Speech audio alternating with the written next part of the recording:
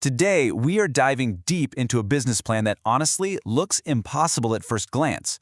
We're talking about one single person building a food business from the ground up, with a model that aims to be super profitable and radically generous. So let's break down how this is even supposed to work. So this is it, the big question at the heart of the whole thing.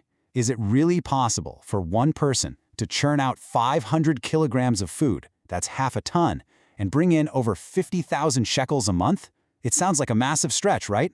But this plan claims to have the blueprint. Okay, so here's how we're going to tackle this. First, we'll look at the basic blueprint.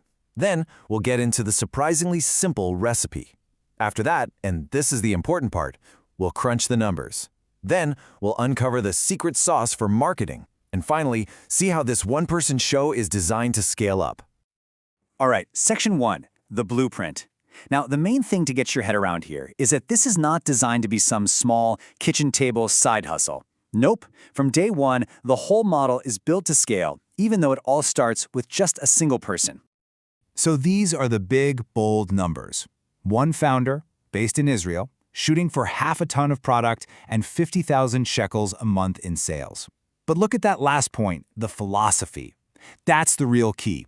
It's not just about hitting those first goals, it's about building a system that's ready to grow at any moment, whether that means bringing on more people or investing in better equipment. So what on earth is this product that one person can supposedly make 580 kilos of every month? Well, the magic is all in its simplicity. Let's take a look at the 4-ingredient recipe that makes this entire plan tick. And that's it. That's the whole list. The entire product line is built on just these 4 super wholesome ingredients: oats, date syrup, peanut butter, and tahini. The amounts are huge, yeah, but the recipe itself is just beautifully simple and packed with nutrition. And the production process, just as simple. You grind the oats, and then you just create 2 big batches. One gets the peanut butter, the other gets the tahini. Boom. Just like that, you've got 2 different products from the same simple base for a grand total of 580 kilograms of output.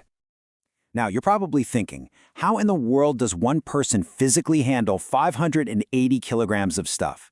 The answer is something the plan calls manageable batching. Instead of trying to tackle this mountain of ingredients all at once, you just break it down. Think weekly goals of about 125 kilos, or even daily tasks of just 25 kilos. Suddenly, this massive, overwhelming number becomes totally doable. Okay, so the idea is simple. The logistics seem plausible.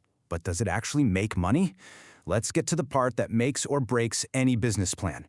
We're crunching the numbers. So the monthly costs are laid out pretty clearly here. You've got just over 11,000 shekels for all those raw materials, another 5,000 for things like packaging, but the biggest expense by far is that 25,000 shekel overhead. And that's really important because it covers the kitchen rental and, crucially, a salary for the founder. You're paying yourself from the get-go. So, you add all that up and you're looking at a total monthly operating cost of 31,370 shekels. All right, remember that number.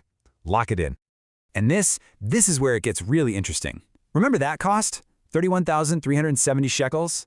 Well, the plan projects you can bring in 72,500 shekels in revenue. But get this, that's from selling only half of the product. Let that sink in. You're potentially making more than double your costs, and you still have 290 kilograms of product just left over. So, what happens with that other half? This brings us to the most creative, the most unconventional, and maybe the most brilliant part of this whole plan. The secret sauce isn't an ingredient. It's a marketing strategy built around a really powerful idea. Here it is, the core of the strategy. A perfect 50-50 split. Half of everything you make is for sale, to bring in the money. The other half, that's dedicated to what the plan calls charitable marketing. You give it away to feed people in need. Now, this isn't just about feeling good. It's a calculated business move. The thinking, as the plan states right here, is that by giving this amazing, nutritious food away, you're not just helping people. You're introducing them to the product, creating demand, and building a future base of paying customers. So this is the big idea, right? It completely reframes charity as a way to acquire customers.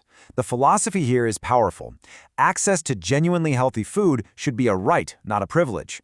The plan argues that until every single child has access to nutritious food, this is the most direct path to creating both real social change and a rock-solid, loyal customer base.